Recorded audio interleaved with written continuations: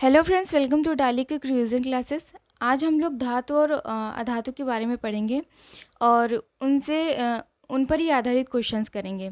तो चलिए स्टार्ट करते हैं धातु और अधातु। तो सबसे पहले हम जानेंगे कि धातुएं होती क्या हैं। तो धातुएं वो होती हैं कि जिनमें ऊष्मा और विद्युत का जो चालन होता है वो आसानी से हो जाता है, और जबकि अधातुएं वे होती हैं जिसमें ऊष्मा और विद्युत का चालन आसानी से नहीं होता है। धातुएं ऊष्मा और विद्युत की सुचालक होती हैं, जबकि अधातुएं जो होती हैं वो ऊष्मा और विद्युत की कुचालक होती हैं। तो पहले हम समझ लेते हैं कि धातुएं और अधातुएं होती क्या हैं। तो सबसे पहला है कि धातु धातु ये टोटल होती है 92। मतलब इनकी संख्या में एक दो का फर्क पड़ सकता है, पर ये 92 होती हैं। अधातु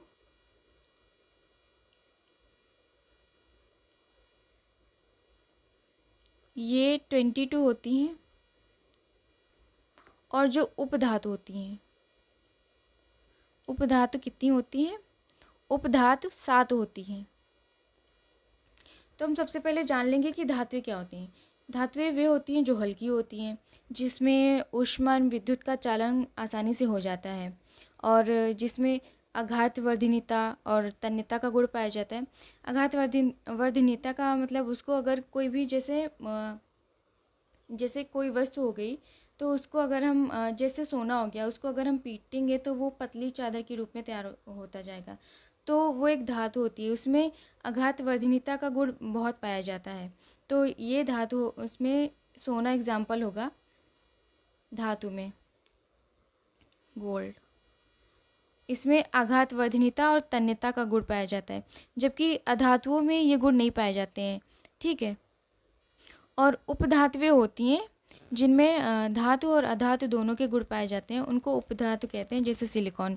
तो चलिए हम अच्छे से समझते हैं पहले। तो धातु में पहला गुण होता है कि वो भारी होती हैं। धातु में क्या होता है कि वो धातुएं जो होती हैं वो भारी होती हैं। तो जैसे हमारा एग्जांपल, जैसे हमने कोई लोहे की चीज़ ली, तो वो धातु होती है, वो क्या होगी? भारी होगी। जबकि जो अधातु होगी, जो अधातु होती है वो हल्की होती है। जैसे हमने कोई प्लास्टिक का ढक्कन ले लिया, तो वो हल्का होगा। ठीक है। उसी प्रकार धातुओं का जो घनत्व और गलनांक होता है और क्वथनांक होता है वो अधिक होता है। जैसे कोई भी भारी चीज़, जैसे हमने कोई पत्थर वो लिया, जैसे हमने कोई लोहे की चीज़ ली, तो उसका जो घनत्व होगा, उसका जो गलनांक होगा, वो ईजिली मेल्ट नहीं होगा, उसका जो क्वथनांक होगा वो अधिक होगा। जबकि जो अधातु होती हैं, जैसे प्लास्टिक, उसको अगर हम आग में डालेंगे वो तो तुरंत मतलब जल जाएगी। तो उनका जो गलनांक और क्वथनांक और गलनांक, क्वथनांक और घनत्व होता है, उनका जो होता है निम्न होता है। किसका निम्न होता है? अधातुओं का। जबकि धातुओं का अधिक होता है। और तीसरा है हमारा कि धातुएं अपारदर्शी होती हैं। लोहे के आर पार देखेंगे तो हम दिखाई नहीं पड़ेंगी चीज़ें, जबकि धातुएं जो होती हैं, अधातुएं जो होती हैं, वो पारदर्शी होती हैं। अगर हम प्लास्टिक के आर पार देखेंगे तो वो चीज़ें मतलब हमें दिखाई देगी, उस पार दिखाई देगा। तो अधातुएं होती हैं पारदर्शी। नेक्स्ट है कि धातुएं ठोस होती हैं। धातुएं ठोस अवस्था में होती हैं, और जबकि अधातुएं जो होती हैं वो ठोस, द्रव, गैस तीनों अवस्थाओं में पाई जाती हैं। तो यहाँ पे मैंने बताया कि जो धातु होती हैं वो ठोस में होती हैं, मतलब अपारदर्शी होती हैं और ठोस होती हैं। जबकि अधातु जो होती है वो पारदर्शी और ठोस होती है। यहाँ पे यहाँ पे यहाँ पे मरकरी अपवाद है।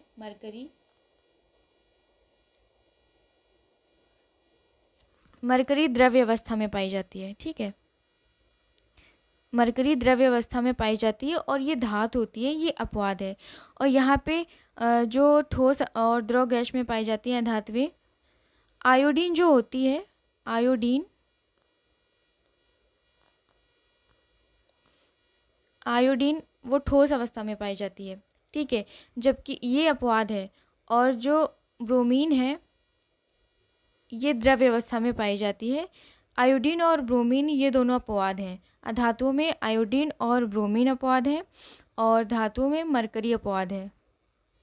यहाँ पे ठोस का एग्जाम्पल हो गया आयोडीन, और द्रव का एग्जाम्पल हो गया ब्रोमीन, और गैस जैसे कि मैं आपको भी पढ़ा रही हूँ, फिर भी मेरे चारों तरफ वायुमंडल है, फिर भी मैं आपको क्लियरली दिख पा रही हूँ। तो ये हो जाता है मतलब गैस में ये इससे प्रूव होता है कि अधातुएं जो होती हैं ठोस और गैस तीनों परिस्थितियों में पाई जाती हैं। अगला है हमारा, धातुएं जो होती हैं वो चमकदार होती हैं, धातुएं चमकदार होती हैं, जबकि जो अधातु होती हैं वो चमकदार नहीं होती हैं। लेकिन हीरा पाया जाता है, हीरा जो होता है वो इसका अपवाद है। हीरा बहुत ही चमकीला होता है और वो अधातुओं में आता है। धातुओं में तन्यता और आघातवर्धनीयता का गुण पाया जाता है कि तन्यता मतलब उनको खींचा जा, तन्यता क्या होता है कि तन्यता धातुओं में तन्यता का गुण पाया जाता है।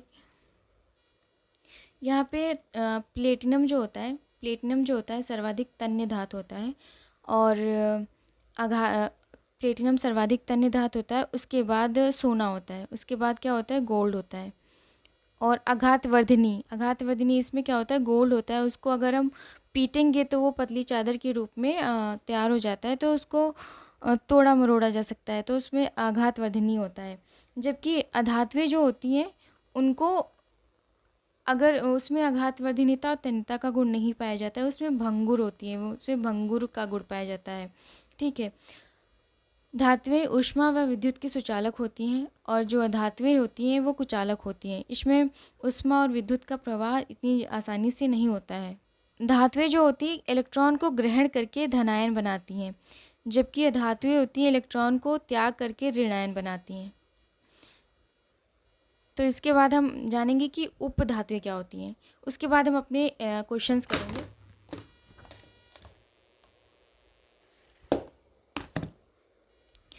तो उपधातु क्या होती है कि जिनमें धातु और अधातु दोनों के गुण पाए जाते हैं, वो उपधातु कहलाती हैं। ठीक है। ये टोटल 7 होती हैं। पहली होती है बोरॉन, सिलिकॉन, जर्मेनियम, आर्सेनिक और एंटीमनी, टेल्यूरियम और पोलोनियम। कौन कौन सी होती हैं? उपधातुएं 7 होती हैं। Boron, silicon, germanium, arsenic, antimony, tellurium, polonium. कितनी होती हैं उपधातुएं? 7 होती हैं। इसमें धातु और अधातु दोनों के गुण पाए जाते हैं। ये एग्ज़ाम में बहुत पूछा जाता है, तो ये 7 नाम आपको याद होने चाहिए। पहला क्या होता है? Boron, silicon, germanium, arsenic, antimony, tellurium और पोलोनियम। ये 7 उपधातुएं पाई जाती हैं। तो यहाँ पे है आघातवर्धनीयता। अब हम जानेंगे कि आघातवर्धनीयता क्या होता है। मैं अभी आपको पहले बता चुकी हूँ, जब धातुओं को पीटा जाता है तो वो पतली चादर के रूप में तैयार हो जाती हैं, इसी को आघातवर्धनीयता कहते हैं। और गोल्ड सबसे आघातवर्धनी वो धातु है। अगला है तन्यता। प्लेटिनम सबसे सर्वाधिक तन्य धातु है, उसके बाद दूसरे स्थान पर गोल्ड है। ठीक है। तन्यता क्या होता है? तो इस प्रकार हमने जान लिया कि धातु, अधातुएं और उपधातुएं क्या होती हैं, आघातवर्धनीयता क्या होती है, तन्यता क्या होती है और किसके कौन कौन से अपवाद हैं। ये सारी चीज़ें आपको याद रखनी है, क्योंकि एग्ज़ाम में यहीं से क्वेश्चंस पूछे जाते हैं। अब हम धातु और अधातु पर बेस्ड क्वेश्चंस करेंगे, और चलिए स्टार्ट करते हैं। पहला है ऐसे तत्व, ऐसे तत्व जो, ऐसे तत्व हाइड्रोजन के अतिरिक्त जो इलेक्ट्रॉन को त्याग कर धन आयन बनाने की प्रवृत्ति रखते हैं। ऐसे तत्व जो इलेक्ट्रॉन को त्याग करके धन आयन बनाने की प्रवृत्ति रखते हैं क्या कहलाते हैं? धातु कहलाते हैं। क्या कहलाते हैं? धातु कहलाते हैं। अभी मैंने आपको बताया था कि धातुएं धन आयन बनाती हैं और अधातुएं ऋण आयन बनाती हैं।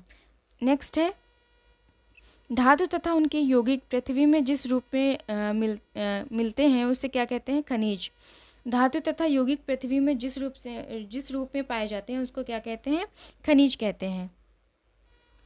उन खनिजों को जिनसे धातु निकालना लाभदायक होता है कहलाता है अयस्क। क्या कहलाता है? अयस्क। उन खनिजों को जिनसे धातु निकालना आर्थिक दृष्टि से लाभदायक होता है कहलाता है अयस्क। प्रायः खनिजों में मिट्टी, कंकड़, पत्थर आदि व्यर्थ अपद्रव्य मिले होते हैं, जिन्हें कहते हैं गैंग या अधात्री। जिन्हें क्या कहते हैं? गैंग या अधात्री। नेक्स्ट है खनिज से अयस्क व अयस्क से शुद्ध धातु प्राप्त करने की क्रिया को क्या कहते हैं? धातु कर्म। क्या कहते हैं? धातु कर्म। नेक्स्ट है अयस्क का सांद्रण किन किन विधियों द्वारा किया जाता है। एग्जाम में ये कई बार पूछा जाता है, अयस्क का सांद्रण किन किन विधियों द्वारा किया जाता है। तो पृथक्करण विधि, फेन प्लवन विधि, चुंबकीय पृथक्करण विधि। पृथक्करण विधि, फेन प्लवन विधि और चुंबकीय पृथक्करण विधि। मैं एक वीडियो और बना दूंगी जिसमें मैं इन सारी विधियों के बारे में आपको अच्छे से समझा दूंगी कि कौन कौन सी विधि कहाँ कहाँ यूज़ करी जाती है। ठीक है, तो ये क्वेश्चन था, अयस्क का सांद्रण किन विधियों द्वारा किया जाता है? पृथक्करण विधि, फेन प्लवन विधि और चुंबकीय पृथक्करण विधि। कॉपर, सिल्वर, जिंक और लेड के सल्फाइडों का सांद्रण किस विधि द्वारा किया जाता है? फेन प्लवन विधि। कॉपर, सिल्वर, जिंक और लेड के सल्फाइडों का सांद्रण किस विधि द्वारा किया जाता है? फेन प्लवन विधि। जो अयस्क में उपस्थित अगलनी गैंग से उच्च ताप पर क्रिया करके गलनी धातुमल बनाता है, उस पदार्थ को क्या कहते हैं? गालक। मैंने आपको धातु, अधातु और उपधातु को ऐसे पढ़ा दिया कि क्वेश्चंस वहीं से ही आएंगे, इसलिए मैंने ये क्वेश्चंस भी ऐड कर लिए हैं। बाकी जो विधियां हैं उन विधियों के पर मैं एक अलग से वीडियो बना दूंगी, जिसका जल्दी वो वीडियो आपको मिल जाएगी। अगला है, आयरन की निष्कर्षण में चूना पत्थर किस का कार्य करता है? गालक का कार्य करता है। चूना पत्थर क्या करता है? गालक का कार्य करता है। किसके निष्कर्षण में? आयरन के निष्कर्षण में। अगला है, आयरन धातु के निष्कर्षण में किस भट्टी का प्रयोग किया जाता है? वात्या भट्टी का। आयरन गैस के निष्कर्षण में किस भट्टी का प्रयोग किया जाता है? वात्या भट्टी का। एल्यूमिनियम का निष्कर्षण किस धातु अयस्क से किया जाता है? बॉक्साइट से। किससे किया जाता है? बॉक्साइट से। क्वेश्चन है, एल्यूमिनियम का निष्कर्षण किस धातु अयस्क से किया जाता है? इंपॉर्टेंट, ये सारे मोस्ट इंपॉर्टेंट क्वेश्चंस हैं क्योंकि एग्जाम में ये कई बार ही पूछे जा चुके हैं।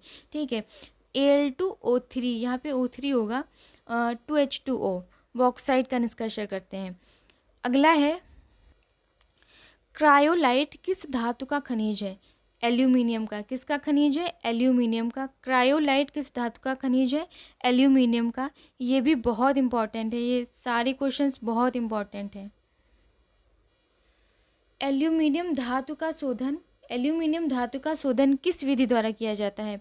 विद्युत अपघटनी विधि, हूप विधि। विद्युत अपघटनी विधि, हूप विधि। माणिक की रूबी, मतलब माणिक की रूबी डायमंड होता है। नीलम किस धातु के ऑक्साइड है? एल्यूमिनियम के ऑक्साइड है। किसके ऑक्साइड है? एल्यूमिनियम के।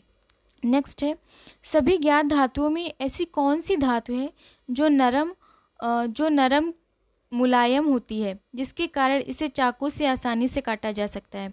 सबको ही पता है, सोडियम और पोटेशियम। सोडियम और पोटेशियम। अगला है, सोडियम को संक्षारण से बचाने के लिए किसमें रखा जाता है? सोडियम को संक्षारण से बचाने के लिए किसमें रखा जाता है? मिट्टी के तेल में, केरोसिन के तेल में। मिट्टी के तेल में और केरोसिन के तेल में। सोडियम को संक्षारण से बचाने के लिए किसमें रखा जाता है? मिट्टी के तेल में और केरोसिन के तेल में, क्योंकि इसमें इसमें आग बहुत जल्दी लग जाती है, इसलिए। लोहे को जंग से बचाने के लिए किस धातु का लेपन किया जाता है? जस्ते का। लोहे को जंग से बचाने के लिए किस धातु का लेपन किया जाता है? जस्ते का। लोहे का सबसे शुद्ध रूप कौन सा है? पिटवा लोहा। लोहे का सबसे शुद्ध रूप कौन सा है? पिटवा लोहा। पिटवा लोहा। बेवकूफ़ों का सोना किसे कहा जाता है? आयरन पाइराइट्स को। बेवकूफ़ों का सोना किसे कहा जाता है? आयरन पाइराइट्स को।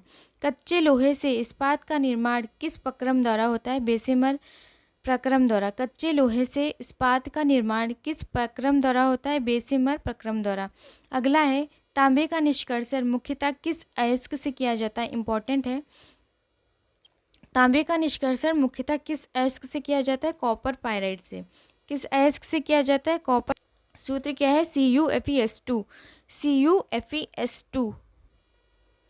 मानव द्वारा सर्वप्रथम खोजी व उपयोग में लाई गई कौन सी धातु थी? तांबा। सभी को पता है कि मानव ने सबसे पहले तांबे का यूज़ करा था। ऊष्मा व विद्युत का सर्वोत्तम चालक कौन सी धातु होती है? चांदी। ऊष्मा व विद्युत का सर्वोत्तम चालक धातु होती है चांदी। मतदान के समय प्रयुक्त अमिट, जो मतदान के समय हम स्याही लगाते हैं, वो किस पदार्थ की बनी हुई होती है? सिल्वर नाइट्रेट की। किसकी बनी होती है? सिल्वर नाइट्रेट की बनी होती है। सर्वाधिक आघातवर्ध धातु कौन सी है? सोना। मैंने अभी आपको पढ़ाया था कि सर्वाधिक आघातवर्धनी धातु कौन सी है? सोना। स्वर्ण का शुद्धतम रूप कौन सा होता है? 24 कैरेट। 24 कैरेट। किस धातु किस धातु सल्फेट का प्रयोग पेट के एक्सरे भोजन के रूप में किया जाता है? पेट के एक्सरे में भोजन के रूप में किया जाता है बोरियम सल्फेट। किसका? बोरियम सल्फेट का। बोरियम सल्फेट का। कौन सी धातु कमरे के तापमान पर द्रव अवस्था में पाई जाती है? गैलीनियम और पारा। गैलीनियम और पारा। मैंने अभी आपको बताया था कि पारा अपवाद होती है, वो द्रव अवस्था में पाई जाती है, जबकि रणनीतिक धातु की संज्ञा किस धातु को प्रदान की गई है? टाइटेनियम। रणनीतिक धातु की स्ट्रेटजी मेटल किसको कहा गया है? टाइटेनियम को। लेड सीसा का महत्वपूर्ण अयस्क कौन सा है? गैलेना। सीसा का महत्वपूर्ण अयस्क कौन सा है? गैलेना। ये इंपॉर्टेंट है। सीसा का महत्वपूर्ण अयस्क कौन सा है? गैलेना। ये भी इंपॉर्टेंट है। पारा। अगला है, गोली लगने पर किस धातु के कारण शरीर में जहर फैल जाता है? सीसा धातु के कारण शरीर में जहर फैल जाता है। यूरेनियम का मुख्य अयस्क क्या है? यहाँ पे क्या पूछा है कि यूरेनियम। क्या होगा? यूरेनियम।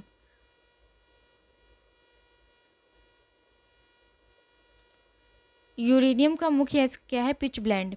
यूरेनियम का मुख्य अयस्क क्या है? Pitch blend. नेक्स्ट है, केरल के समुद्री तट पर पाए जाने वाले मोनोजाइट बालू में कौन सी बहुमूल्य धातु पाई जाती है? थोरियम। केरल का जो समुद्री तट होता है उसमें एक बालू, उसमें एक मोनोजाइट बालू पाई जाती है। बालू में उसमें कौन सी धातु पाई जाती है? केरल का जो समुद्री तट होता है वहाँ पे मोनोजाइट बालू पाई जाती है। उसमें कौन सी धातु होती है? थोरियम। कौन सी धातु होती है? थोरियम। नेक्स्ट है, सबसे कठोर धातु कौन सी है? प्लेटिनम 78। सबसे कठोर धातु कौन सी है? प्लेटिनम 78। प्लेटिनम 78। बल्ब का फिलामेंट किस धातु का बना होता है? टंगस्टन। सभी को पता है कि बल्ब का जो फिलामेंट होता है किस धातु का बना होता है? टंगस्टन का। ये इंपॉर्टेंट भी है। किस ब्लॉक में धातु, अधातु, उपधातु सभी प्रकार के तत्व पाए जाते हैं? पी ब्लॉक में। पी ब्लॉक में धातु, अधातु और उपधातु सभी प्रकार के तत्व पाए जाते हैं पी ब्लॉक में। अगला है, सामान्यतः धातुएं आवर्त सारणी में किस ब्लॉक के अंतर्गत आती हैं? डी ब्लॉक के अंतर्गत धातुएं आती हैं। सामान्यतः धातुएं आवर्त सारणी में किस धातु के अंतर्गत आती हैं? किस ब्लॉक के अंतर्गत आती हैं? डी ब्लॉक के अंतर्गत। नेक्स्ट है, इम्पॉर्टेंट है, धातुओं में सबसे भारी धातु कौन सी होती है? ऑस्मियम। धातुओं में सबसे भारी धातु कौन सी होती है? ऑस्मियम। सिनेबार, ये भी इम्पॉर्टेंट है, किस धातु का अयस्क है? मरकरी। सिनेबार किसका अयस्क है? मरकरी का। कैल्पोपाइराइट तथा कैल्कोसाइट। कैल्पोपाइराइट तथा कैल्कोसाइट किस धातु का अयस्क है? कॉपर का। किस धातु का अयस्क है? कॉपर का। सिडेराइट किस धातु का अयस्क है? आयरन का। सिडेराइट किस धातु का अयस्क है? आयरन का। किस धातु को क्विक सिल्वर कहा जाता है? किसको कहा जाता है? पारा को। ये इंपॉर्टेंट है, किस धातु को क्विक सिल्वर कहा जाता है? पारा को। तो इसके आगे के क्वेश्चंस मैं आपको अगली बारी करा दूंगी। जो मैंने जो विधियां हैं उसके लिए मैं अलग से वीडियो बना दूंगी। एक बार हम फिर से देख लेते हैं कि धातु, अधातुएं क्या होती हैं और उपधातुएं क्या होती हैं। एक बार फिर से देख लेते हैं। धातुएं क्या होती है? भारी होती हैं, अधातुएं हल्की होती हैं। धातुओं का घनत्व गलनांक क्वथनांक अधिक होता है, जबकि अधातुओं का गलनांक क्वथनांक और घनत्व निम्न होता है। धातुएं अपारदर्शी होती हैं, जबकि धातुएं पारदर्शी होती हैं। धातुएं ठोस होती हैं, मरकरी को छोड़ करके। मरकरी द्रव्य अवस्था में पाई जाती है। ठीक है, ये अपवाद है। और जो अधातुएं होती हैं वो ठोस और गैस तीनों अवस्थाओं में पाई जाती हैं। ठोस का ये एक्सेप्शन है इसकी, आयोडीन, ये ठोस अवस्था में पाई जाती है। ब्रोमीन ये द्रव्य अवस्था में पाई जाती है। ठीक है, अगला है कि धातुएं चमकदार होती हैं, जबकि अधातुएं चमकदार नहीं होती, हीरा को छोड़ करके। हीरा को छोड़ करके धातुओं में तन्यता, आघात, वर्धनीयता का गुण पाया जाता है, जबकि अधातुएं भंगुर होती हैं, इसमें तन्यता और आघात, वर्धनीयता का गुण नहीं पाया जाता है। धातुएं जो होती है ऊष्मा व विद्युत की सुचालक होती हैं, जबकि धातुएं ऊष्मा और विद्युत की कुचालक होती हैं, उसमें ऊष्मा का प्रवाह इतनी आसानी से नहीं होता है। धातुएं जो होती हैं ये धनायन बनाती हैं, और जबकि ये धातुएं ऋण आयन बनाती हैं। धातुएं इलेक्ट्रॉन त्याग करके धनायन बनाती हैं, जबकि ये धातुएं इलेक्ट्रॉन ग्रहण करके ऋण आयन बनाती हैं। तो हम जान लेंगे कि धातुएं और अधातुएं कौन कौन सी होती हैं। तो यहाँ पे lithium, beryllium, sodium, magnesium. Lithium, beryllium, sodium, magnesium, aluminium, potassium, calcium, scandium, titanium, vanadium, chromium, gallium, rubidium. ये सारी धातुएं हैं।